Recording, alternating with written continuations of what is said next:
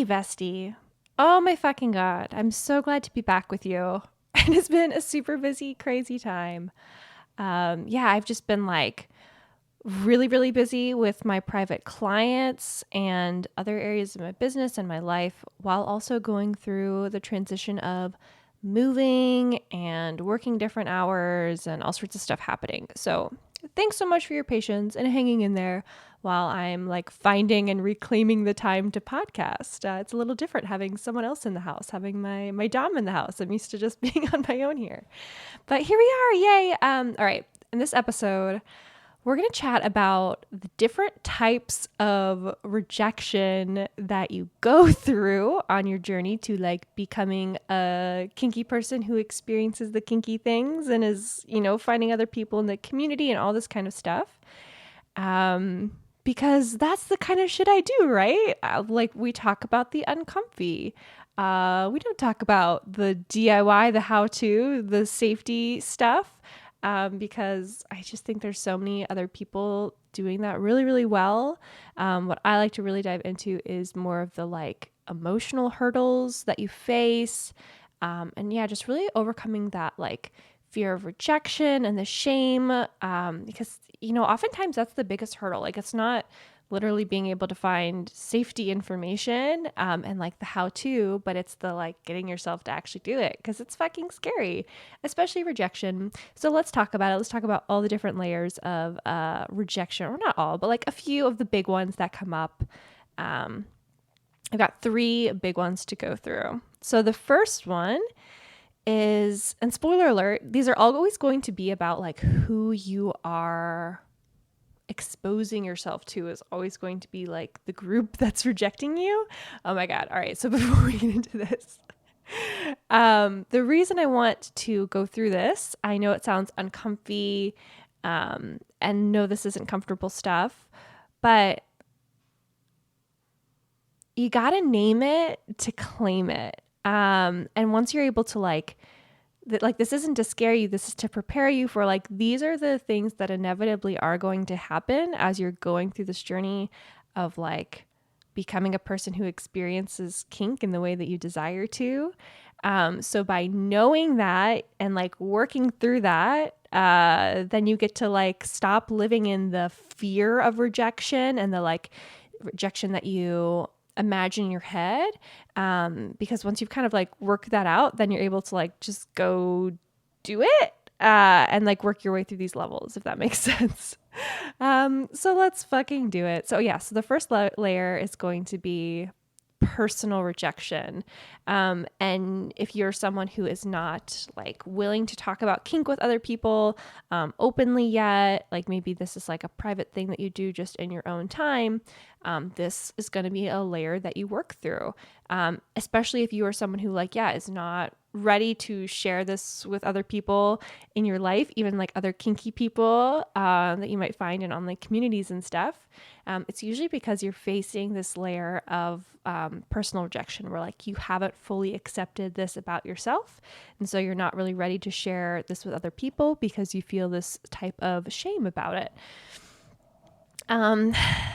And this is where a lot of people get stuck and kind of stay forever. And this is where I really want you to get out of, because as long as you're staying there where you're not even like willing to accept yourself or be willing to let yourself have the experiences that you want to have, it doesn't create a good experience for you, first of all, but it also doesn't create a good experience for like, there are tons of kinky people who would love to do this thing with you if only they knew that you are kinky. Like there are people that are compatible for just the layer, like just who you are and what you're into. There's a lid for every pot.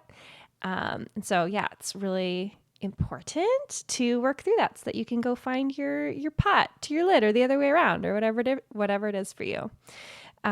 So when you're in that level, the next, like the thing that you're kind of avoiding and the thing that one of the other things that's kind of keeping you there is this fear of the next layer of rejection, which is like other people rejecting you who like are not in the kink lifestyle, who are in the vanilla lifestyle.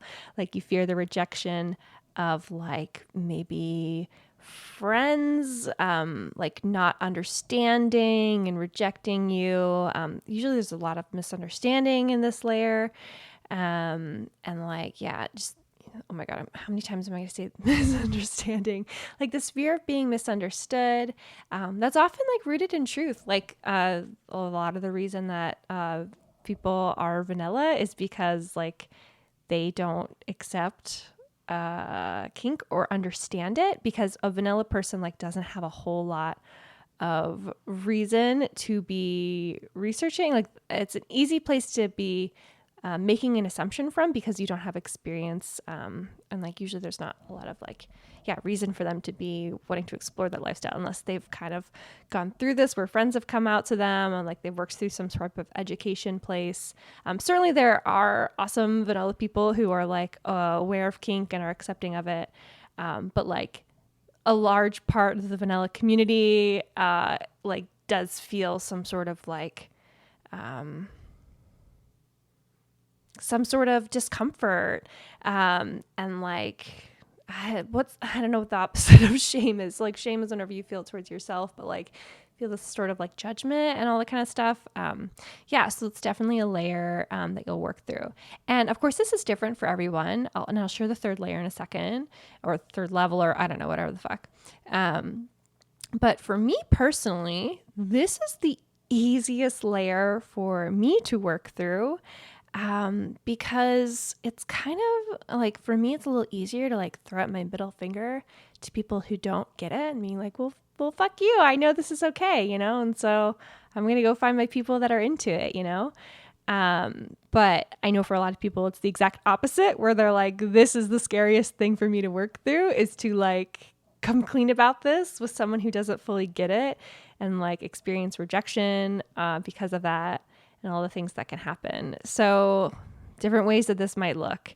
You might literally lose, quote unquote, lose friends. You might have some really uncomfortable conversations where like maybe someone retains a relationship with you, but then you learn that like they really disagree or misunderstand your lifestyle and are not open to like learning about it. It's definitely a thing that can happen. This can also like tie into the layer of like other areas of your life, like work. So like, the vast majority of professional jobs, it's just like not appropriate to share about kink at all. So that's kind of like, the rejection is before it even begins, because it's like not okay to talk about or share. So just whenever you're in those work environments, it feels like a little uncomfortable and a little bit like you have to like hold back what's going on for you, And certainly this isn't like not saying, get fired by outing yourself at your professional job. I'm just saying that that's like can be a layer of like rejection and discomfort that you go through as you're like creating this lifestyle for yourself where you get to experience kink more. So it can start to be a little bit awkward whenever all the other areas of your life you're able to like be kinky and have kinky friends and you have a partnership, whatever that's on board, but then you have to like tiptoe around work because that's just like an environment where it's like inherently not accepted, and this is obviously the same for like vanilla people too, are also not able to be very open about their sex lives and what's going on for them in a work environment too. But yeah, it's just a thing. It's certainly not the main thing. It certainly is not always the main thing. There can be other like ways that this shows up. So this might also be like your family rejecting this or misunderstanding. That can be a thing that happens. Yeah. And then the next layer, once you are in like kind of past that, because the beautiful thing that happens whenever you start to share yourself, and people are either accepting of it or rejecting of it. Well, once you get through the rejection process, that's kind of like a weeding out, where you learn that the people who are like not into what you have to offer or who you are will just kind of like naturally weed themselves out. It's very, very rare. I think sometimes people have this like fear that, a family member or like a friend is going to kind of like talk them out of kink or like coerce them out of that. And I know a lot of people like recognize that this is illogical because you're like your own human being who can do the stuff that you want. But it's very, very rare that that even does happen. Like certainly some family, like depending on your situation, it can be different. But usually it's just going to be a straight up like, well, great, we're just not going to talk about this topic then. Like we'll keep our relationship otherwise. But this thing is off limits. And it can even be rare for like someone to like completely nope out of your life just because they don't get it, you know? But that does happen too. Totally transparently does happen too. And when you know that and can start like preparing yourself for this in advance, and again, this is not to scare you, this is to be like real with you that this is a thing that happens. So once you have that information ahead of time, you can start, you know, preparing yourself, you can start pre-grieving, you can start like making decisions around how you want to handle this. And all that kind of stuff. I think it can be really empowering. So then the third layer I want to talk about is like, this is the one that I think kind of hurts the most. So this is whenever you've gone through, you know, a lot of your like shame and rejection of yourself.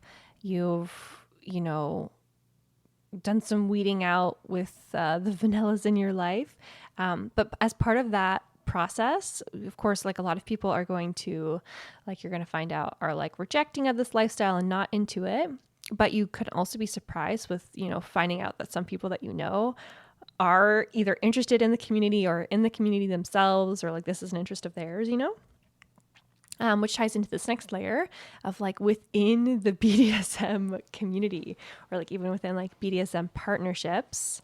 So there's rejection in that too. Unfortunately, it's really uncomfortable. This is the one that hurts me the most, you know, because sometimes it be your own people, you know, which is not always fun to be, because it's one thing for like someone who like you don't agree, you know, you or like for me, like whenever I think of like my family who doesn't get it, they're like Roman Catholics living these like not this like 9 to 5 lifestyle, and I can just so easily look at their life and be like, okay, I'm empathetic that they don't understand, but also like I'm not really interested in their life, you know? So for them to have this like really strong negative reaction to me, and like what I'm doing, I know that like that is kind of part of where they need to be living the lifestyle that they are in. And that if they agreed with me, like we're totally on board with the stuff that I was doing, my life would probably be very,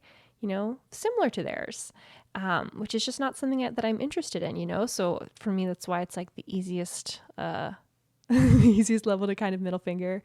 And yeah, I think a lot of neurodivergent folks can really agree with this, who have this like, you know, oh my God, what's the term? Like rejection of authority, or like rejection of social norms. It's a little bit easier for us to be like, okay, well, you don't get it. That's okay. I'm doing my thing. And, you know, it's okay. And especially whenever you have like a strong feelings of like sense of justice for yourself or others.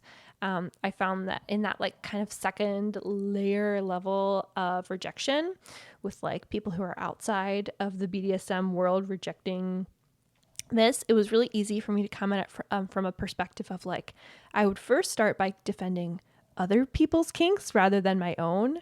So it was really easy, you know, for me to stick up for and be an ally to like my other kinky folks, and be like, hey, well, and like push back on that and like, you don't get it, and like educating from there.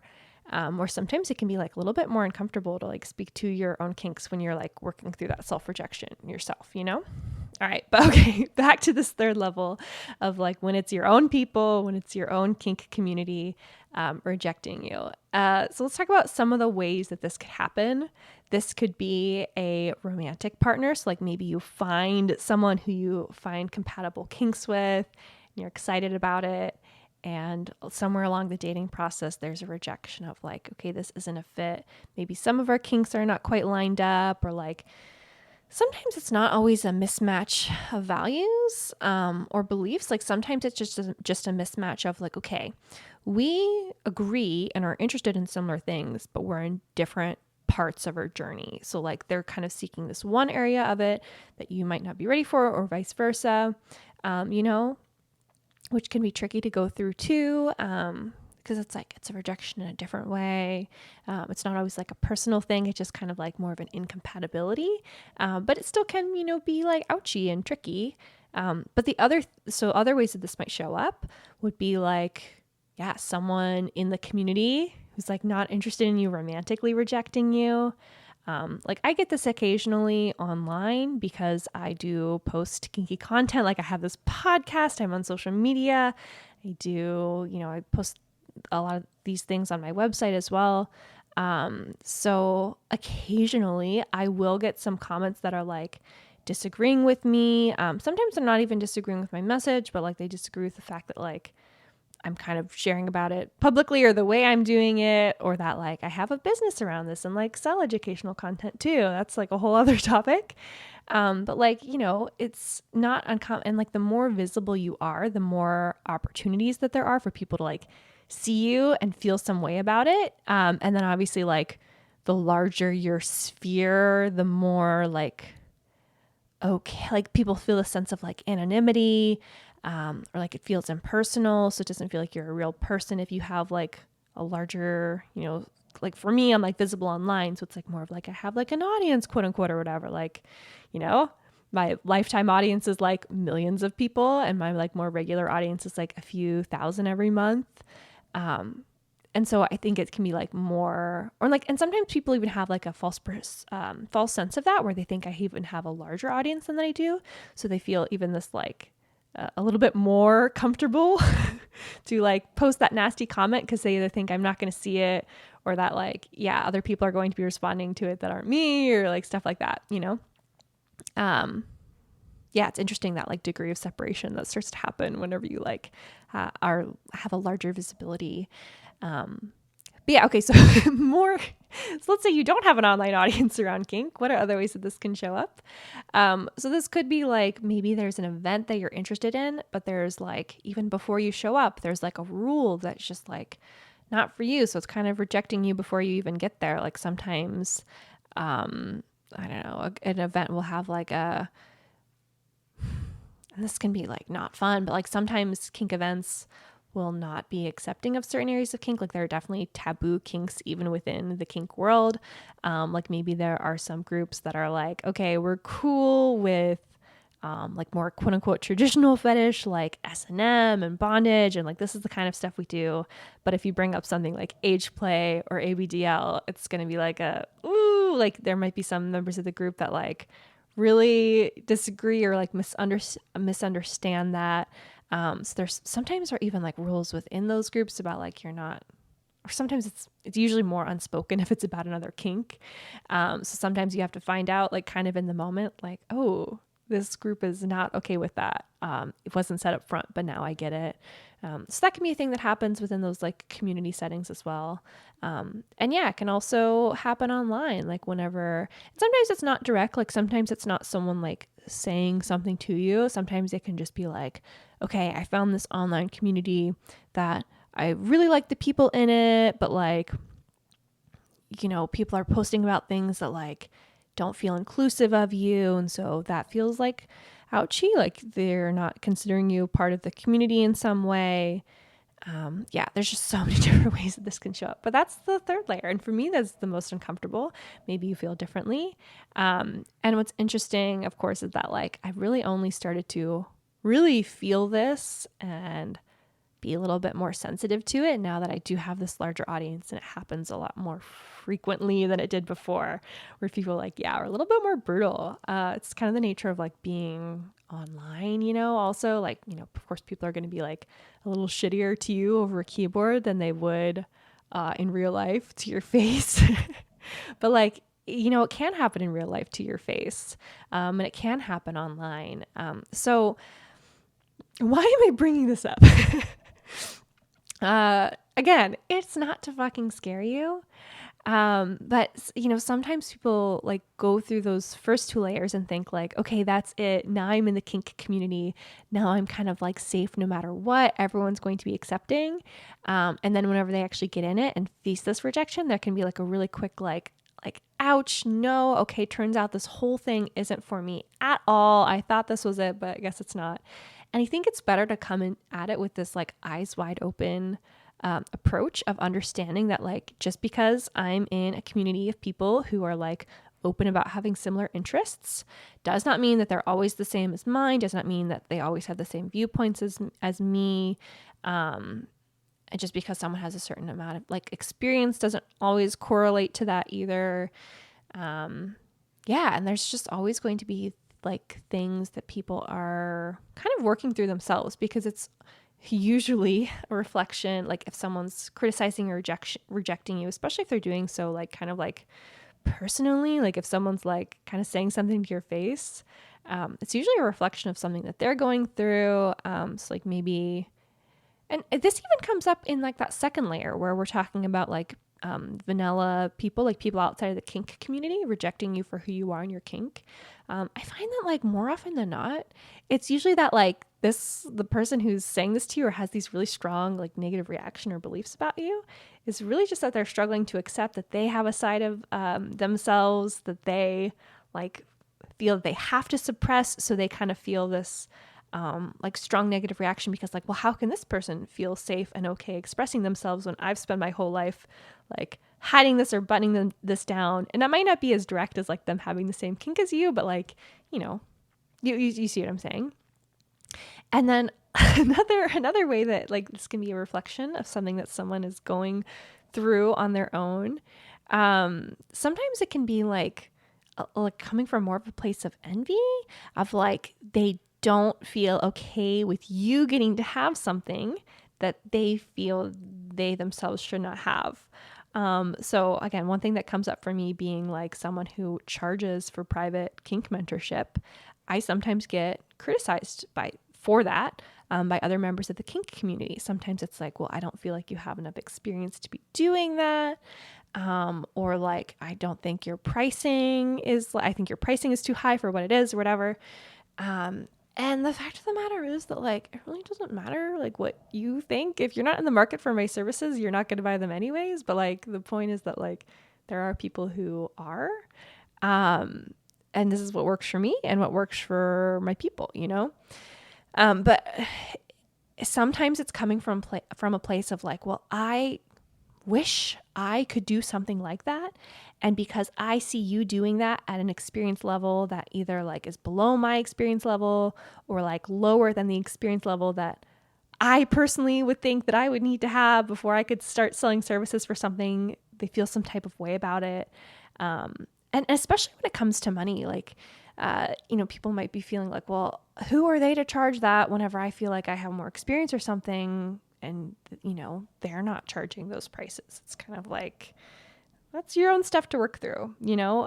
It's really not on you to like judge or criticize how other people are, you know, living their lives and whatever, you know, okay. But okay. You see where I'm coming from. So the really big takeaway, that I want you to have from all of this is that like, no matter what you are doing, there will be someone who doesn't accept it. So whether or not you are totally fucking open about who you are and living the life that you want to live, there are going to be people that are like, nope. But you know, what people don't get, sometimes is that on the other end, where even if you're living a lifestyle where you're completely suppressing this side of yourself and you're trying to live like the life that your parents would want you to have, or the life that you see your friends or like social peers having, you're trying to like emulate that. There's also going to be people who have drama with that and like disagree with some way that you're doing it. Like people are going to be criticizing you no matter what the fuck you're doing. And that is okay. It's not always like comfortable or fun. And part of the process of like putting yourself out there and being rejected is that then you get to learn from it and be like, okay, this person, whenever they reject me, they don't do it in a kind and loving way. So this is not a person I want to be around, or they weed themselves out in a way where they just kind of nope out of your life. But yeah, which life would you rather be living? The one where you're not doing the thing that you want to do and people are rejecting you for it anyways, or the life where you get to do what you want to do and some people take a gripe with it, because it's going to happen either way.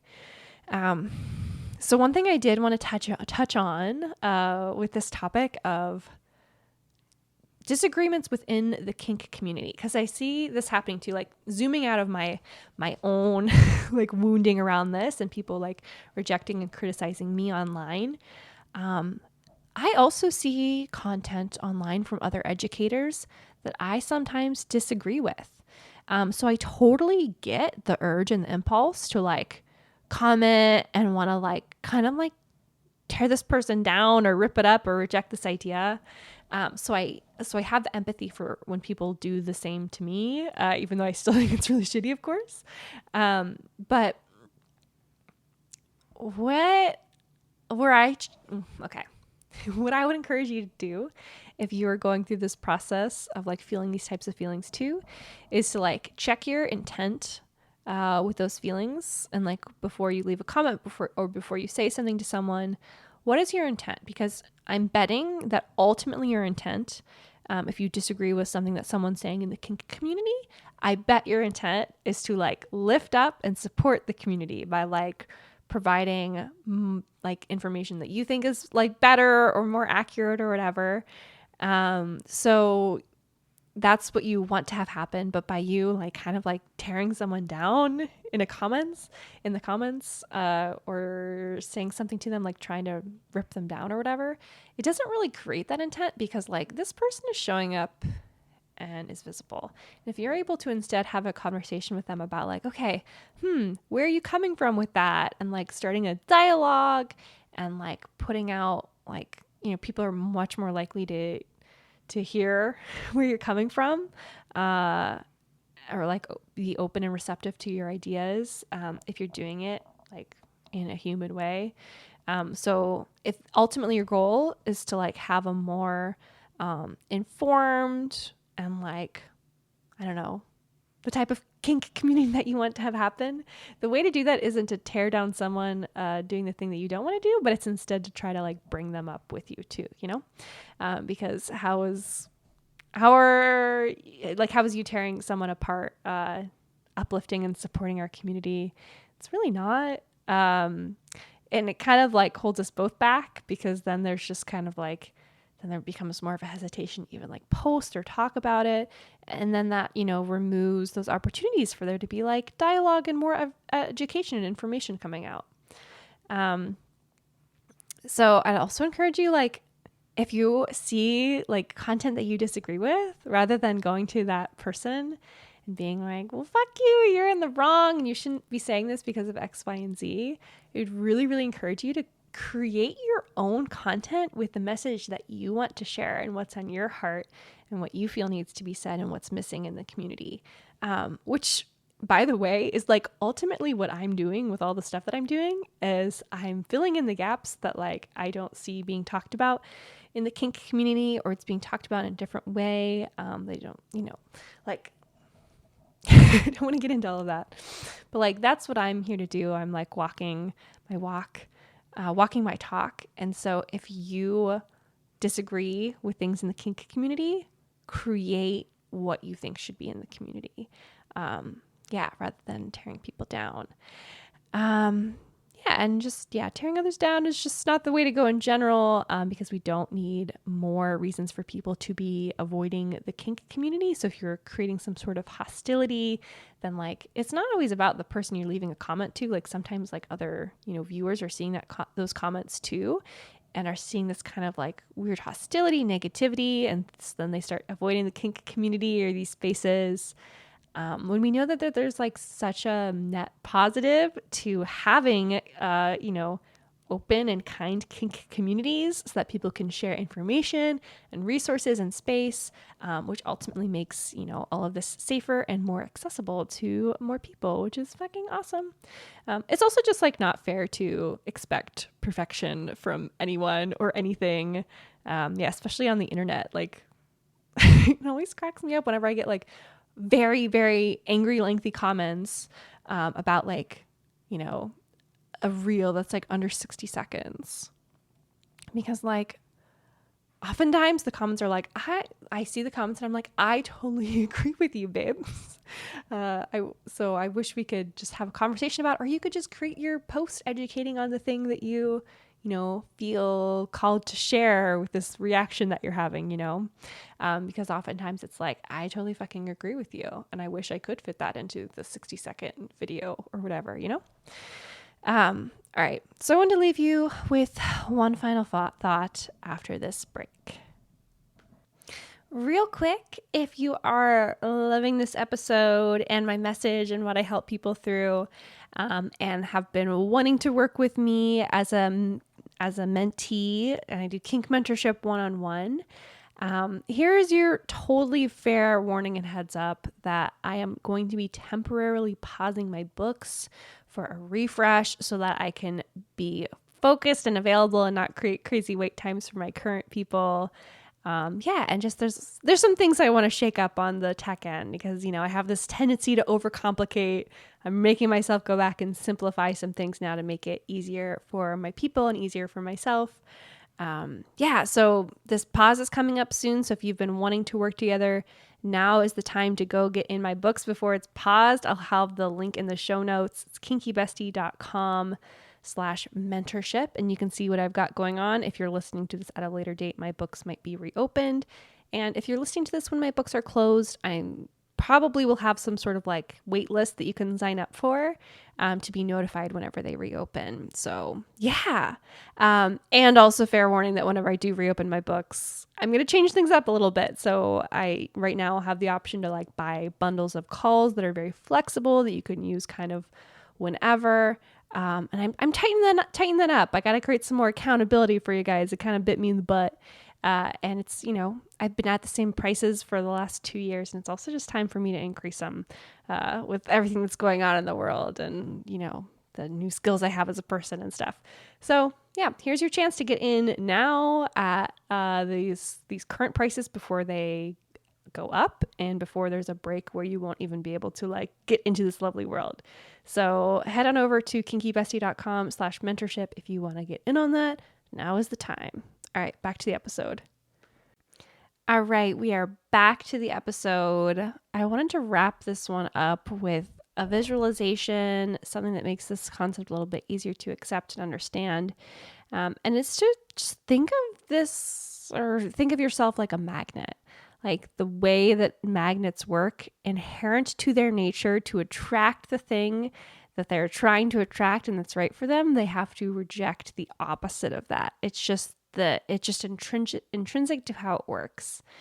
And if you can think of it like that and just like accept and embrace that this is part of the nature of finding yourself and finding your people is also repelling the people that are not meant for you. Like this is literally just accepting like a law of gravity kind of thing. So that's a way to look at it and help reframe this for you. Another and like a second final closing idea for you here is to think of this and like these layers of rejection and these things that you go through is to think of it as like rites of passage. Because every time you're being rejected in a new way and in a new environment, this is inevitable. This is something that's unavoidable as long as you're on this path of doing this thing for yourself. So instead of looking at it as like a hurdle or a thing to avoid, instead just embracing and accepting it of like, okay, I'm getting rejected in this new way. This means that I've hit a new level and there's new things that I'm doing. Like I'm triggering people in new ways. I'm getting closer and closer to the right thing for me. Which is really beautiful and lovely. So I hope that reframe helps you with all this process. Because again, this is not meant to be scary or intimidating. It's just the truth that rejection is a part of this, which is again why most people kind of avoid going into this world. But if you can just go in super hyper aware of that and understand why this is part of it. And a really cool part of it, actually, because when you are rejecting the things that aren't right for you, like it just creates, it just makes the space for the people that are so right for you and so ready for you and ready to do this thing with you and embracing and loving of who you are and on the same page as you. What could be better than that? All right. I've so loved this episode. Thanks for tuning in, and we'll see you in the next one. Bye, bestie.